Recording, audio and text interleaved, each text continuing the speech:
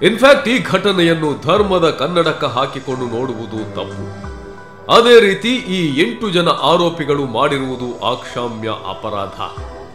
Vote ಬ್ಯಾಂಕ್ನ ದೃಷ್ಟಿಯಲ್ಲಿ ಈ ಪ್ರಕರಣದ ಪರ ಅಥವಾ ವಿರುದ್ಧ ಯೋಚಿಸುವುದು ಅದಕ್ಕಿಂತ ದೊಡ್ಡ ಅನೈತಿಕತೆ. ಆದರೆ ಹೋಮ್ ಸ್ಟೇ ಘಟನೆ ಆಗುವಾಗ ಬಿಜೆಪಿ ಸರ್ಕಾರವನ್ನು ಹಿಂದೂ ಸಂಘಟನೆಗಳನ್ನು ಹಿಗ್ಗಾಮುಗ್ಗಾ ಜಾಡಿಸುತ್ತಿದ್ದವರು ಈ ಬಗ್ಗೆ ಯಾಕೆ ಮಾತನಾಡುತ್ತಿಲ್ಲ ಎನ್ನುವುದು ಹಿಂದೂ ಮುಖಂಡರ ಪ್ರಶ್ನೆ. ಮೊನ್ನೆ ಕೂಡ ಹೆಣ್ಣು ಮಕ್ಕಳನ್ನು ಉಪಯೋಗ ಮಾಡಿಕೊಂಡು ಅದನ್ನು ದೊಡ್ಡವರ ವಿರುದ್ಧ ಉಪಯೋಗಿಸಿಕೊಂಡು ಹಣ ಕೀಳುವಂತಹ ದಂಧೆಯನ್ನು ಮಾಡಿದಂತಹ ಇಲಿಯಾಸ್ ಮತ್ತಿತರ ತಂಡ ಯಾರಿದ್ದಾರೆ ಅವರ ಮೇಲೆ ಕೂಡ ಗೂಂಡಾ ಕಾಯ್ದೆಯನ್ನು ಜಾರಿಗೊಳಿಸಬೇಕು. ದಕ್ಷಿಣ ಕನ್ನಡ ಜಿಲ್ಲೆ ವಿಶೇಷವಾಗಿ ಮಂಗಳೂರು ಈ ಪರಿಸರದಲ್ಲಿ ಬೀಡು ಬಿಟ್ಟಿರುವಂತಹ ಇನ್ನು ಯಾರೇ ಕುಕೃತ್ಯ ಮಾಡುವಂತಹ ವ್ಯಕ್ತಿಗಳು ಸಮಾಜಘಾತಕ ಶಕ್ತಿಗಳಿದ್ರೆ ಅವರೆಲ್ಲರನ್ನು ಸದೆ ಬಡಿಬೇಕು ಅಂತ ಹೇಳಿಕೊಂಡು ಈ ಸಂದರ್ಭದಲ್ಲಿ ನಾವು ಆಗ್ರಹಿಸ್ತಾ ಇದ್ದೇವೆ.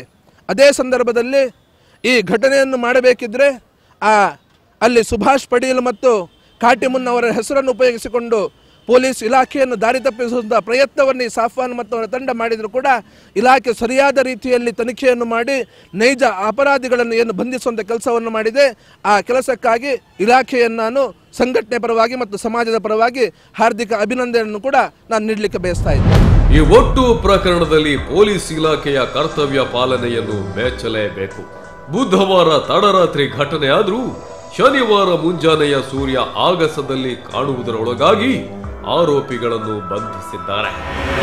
8 ಜನ ಆರೋಪಿಗಳನ್ನ ಅರೆಸ್ಟ್ ಮಾಡಲಾಗಿದೆ. 8 ಜನರಲ್ಲಿ ಈಗಾಗಲೇ 3 ಜನರ ಮೇಲೆ ಮುಲ್ಕಿ ಸ್ಟೇಷನ್ ವ್ಯಾಪ್ತಿನಲ್ಲಿ ರೌಡಿ ಶೀಟ್ ಇರುತ್ತದೆ. ಇವರೆಲ್ಲ ಒಬ್ಬ ಮುಖ್ಯ ಆರೋಪಿ ಅವನ ಮೇಲೆ ಈಗಾಗಲೇ 12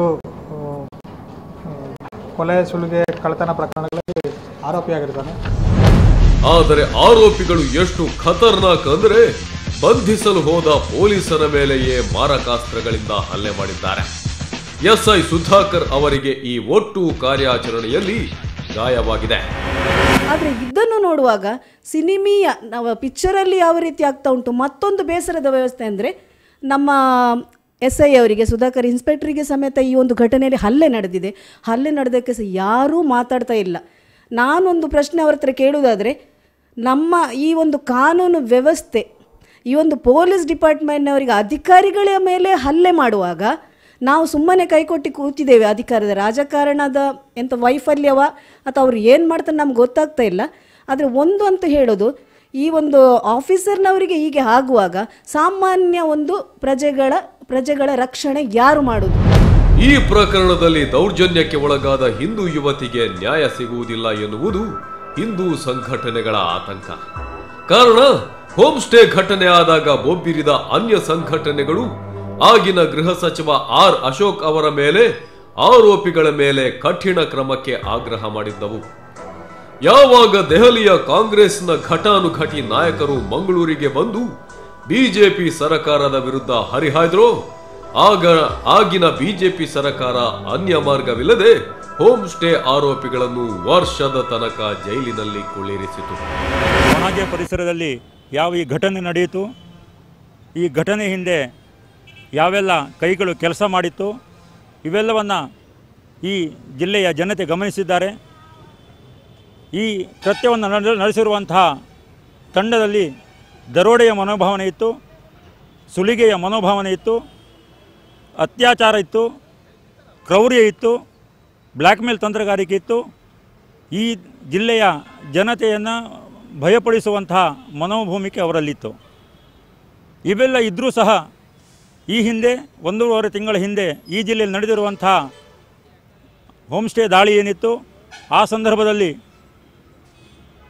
ನಿಶ್ಶಸ್ತ್ರರಾಗಿರ್ತಕ್ಕಂಥ ಹಿಂದೂ ಜಾಗರಣೆ ವೇದಿಕೆ ಕಾರ್ಯಕರ್ತರು ಅಲ್ಲಿ ನಡೀತಾ ಇರುವಂಥ ಬರ್ತ್ಡೇ ಪಾರ್ಟಿ ಹೆಸರಿನಲ್ಲಿ ನಡೀತಿರುವಂಥ ಹೆಣ್ಣು ಮಕ್ಕಳ ಮೇಲೆ ದೌರ್ಜನ್ಯ ಏನಾಗ್ತಾಯಿತ್ತು ಅದನ್ನು ಪ್ರತಿಭಟಿಸುವ ಸಂದರ್ಭದಲ್ಲಿ ಈ ಜಿಲ್ಲೆಯ ಬುದ್ಧಿಜೀವಿ ಅನ್ನಿಸಿಕೊಂಡಿರುವಂಥವರು, ಪ್ರಗತಿಪರ ಚಿಂತಕರು ಅನ್ನಿಸಿಕೊಂಡಿರುವಂಥವರು, ಸೆಕ್ಯುಲರ್ವಾದಿಗಳು ಅನ್ನಿಸಿಕೊಂಡಿರುವಂತಹ ವ್ಯಕ್ತಿಗಳು ಇವತ್ತು ಕರ್ನಾಟಕ ರಾಜ್ಯದ ಸಚಿವರಾಗಿರ್ತಕ್ಕಂಥ ವ್ಯಕ್ತಿಗಳು ಅಂದು ಗುಲ್ಲೆಬ್ಬಿಸಿದ್ರು. ಆರೋಪಿಗಳ ಮೇಲೆ ಗೂಂಡಾ ಆ್ಯಕ್ಟನ್ನು ಹಾಕಬೇಕನ್ನುವಂಥ ಒತ್ತಾಯವನ್ನು ಕೂಡ ಆ ಸಂದರ್ಭದಲ್ಲಿ ಮಾಡಿತ್ತು. ಪ್ರಸ್ತುತ ರಾಜ್ಯದಲ್ಲಿ ಅಧಿಕಾರದಲ್ಲಿ ಇರುವುದು ಕಾಂಗ್ರೆಸ್ ಸರ್ಕಾರ. ಕಾಂಗ್ರೆಸ್ ಸರ್ಕಾರಕ್ಕೆ ಸಹಜವಾಗಿಯೇ ಅಲ್ಪಸಂಖ್ಯಾತರನ್ನು ಓಲೈಸುವ ಆರೋಪವಿದೆ. ಕಾಂಗ್ರೆಸ್ ಮುಖಂಡರು ಈ ಪ್ರಕರಣದಲ್ಲಿ ಆರೋಪಿಗಳ ಪರ ಇನ್ಫ್ಲುಯೆನ್ಸ್ ಮಾಡಿದ್ದಾರೆ ಎನ್ನುವ ಸಂಶಯ ಬಿಜೆಪಿ ನಾಯಕರಲ್ಲಿದೆ. ಅದಕ್ಕೆ ಅಂತಿಮವಾಗಿ ಆರೋಗ್ಯ ಸಚಿವರಾಗಿರುವ ಯುಟಿ ಖಾದರ್ ಉತ್ತರ ನೀಡಿದ್ದಾರೆ. ಹಸ್ತಕ್ಷೇಪ ಅಂತ ಮಾಡೋ ಪ್ರಶ್ನೆ ಇಲ್ಲ. ನಮಗೆ ನೆಮ್ಮದಿಯ ಸ್ವಾಭಿಮಾನದ ಅಭಿವೃದ್ಧಿಯ ಕರ್ನಾಟಕ ಮುಖ್ಯ. ಯಾವುದೇ ರೀತಿಯ ಯಾರಿಗಾದರೂ ತೊಂದರೆ ಕಾನೂನು ಪ್ರಕಾರ ಯಾರಿಗಾದ್ರೂ ತೊಂದರೆ ಆದಂಥ ಸಂದರ್ಭದಲ್ಲಿ ಯಾರಿಗಾದರೂ ಇಲಾಖೆ ಮುಖಾಂತರ ಅನ್ಯಾಯ ಆಗಿದೆ ಅಂತ ನಮ್ಮ ಗಮನಕ್ಕೆ ಬಂದರೆ ಅಧಿಕಾರಿಗಳ ವಿರುದ್ಧ ಕಠಿಣವಾದ ಕ್ರಮ ಕೈಗೊಳ್ಳಲಾಗುವುದು. ಮೊನ್ನೆ ನಮ್ಮ ಜಿಲ್ಲೆಗೆ ತರುವಂತಹ ಕಲಂಕರ ಕೆಲವರು ಯುವಕರು ಮಾಡಿದಂಥ ಘಟನೆಗೆ ಸಂಬಂಧಪಟ್ಟಂತೆ ತಪ್ಪಿಸ್ತರ ವಿರುದ್ಧ, ಆ ಸಮಾಜದ ಶಕ್ತಿಗಳ ವಿರುದ್ಧ ಯಾರ ಕೃತ್ಯ ಮಾಡಿದ್ದಾರೆ ಅವರ ವಿರುದ್ಧ ಕಠಿಣವಾದ ಕ್ರಮ ತೆಕ್ಕೊಳ್ಬೇಕಂತ ನಾವು ಅಧಿಕಾರಿಗಳಿಗೆ ತಕ್ಷಣ ನಾವು ಹೇಳಿದ್ದೇವೆ. ಯಾವ ಸಚಿವರು ಕೂಡ ಇದರಲ್ಲಿ ಅಂಥವ್ರ ರಕ್ಷಣೆ ಕೊಡುವಂಥ ಪ್ರಶ್ನೆ ಇಲ್ಲ. 24 ಗಂಟೆ ಒಳಗಡೆ 2 ದಿವಸ ಒಳಗಡೆ ಅಧಿಕಾರಿಗಳು ಯಾವುದೇ ಒಂದು ಯಾರ ಹಸ್ತಕ್ಷೇಪ ಇಲ್ಲದೆ DCP ಲಾ ಕಮಿಷನರ್ ಅವರು ಮಾನಿಟರಿಂಗ್ ಮಾಡಿಕೊಂಡು ACP ಅವರು ವಿಶೇಷವಾದ ಮತ್ತು ಎಲ್ಲ ಅಧಿಕಾರಿಗಳ ಸಹಕಾರ ಪಡೆದು ವಿಶೇಷವಾದ ಕಾರ್ಯಾಚರಣೆ ಮೂಲಕ ಎಲ್ಲರನ್ನು ಕೂಡ ಇವತ್ತು ಬಂಧಿಸಿದ್ದಾರೆ. ಆದರೂ ಕೂಡ ಕೆಲವು ಇದನ್ನು ರಾಜ್ಯಕ್ಕೆ ಪ್ರೇರಿತವಾಗಿ ಬಳಸಿಕೊಂಡು ನಾನು ಅವರನ್ನು ಇದರ ಬಗ್ಗೆ ದೂರಲಿಕ್ಕೆ ಹೋಗೋದಿಲ್ಲ. ಅವರ ಸಂಸ್ಕೃತಿ ಅಷ್ಟು, ಅವರ ಸಂಸ್ಕೃತಿ ಮತ್ತು ಯೋಗ್ಯತೆ ಅನುಗುಣವಾಗಿ ಪ್ರತಿಯೊಂದು ಸಲ ಇಲ್ಲ ಸಲದ ಆರೋಪವನ್ನು ಬೇರೆಯವ್ರ ಮಾಡುತ್ತಿರುವುದು ಅವರಿಗೊಂದು ಏನು ಹೇಳ್ತಾರೆ, ಅವರಿಗೆ ಸಂಪ್ರದಾಯವಾಗಿ ಬಿಟ್ಟಿದೆ. ಅವರಿಗೆ ಒಳ್ಳೆಯ ಬುದ್ಧಿ ಕೊಡಲಿ ಅಂತ ಇಲ್ಲ ದೇವರ ಹತ್ರ ಪ್ರಾರ್ಥಿಸಿಕೊಳ್ತೇನೆ. ಇನ್ನು ಈ ಪ್ರಕರಣದಲ್ಲಿ ನೊಂದ ಯುವತಿಗೆ ನ್ಯಾಯ ಸಿಗುವಲ್ಲಿ ಪ್ರತಿಯೊಬ್ಬ ಮುಖಂಡನು ಪ್ರಯತ್ನ ಮಾಡಲೇಬೇಕು.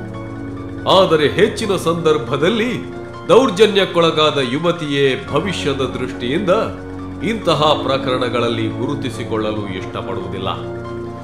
ಈ ಪ್ರಕರಣದಲ್ಲೂ ಹಾಗೆ ಆಗಬಹುದಾ? ಕಾನೂನು ಏನು ಹೇಳುತ್ತೆ ತಿಳಿಯೋಣ FIR ನಲ್ಲಿ 2ನೆಯ ಬ್ರೇಕ್ನ ಬಳಿಕ.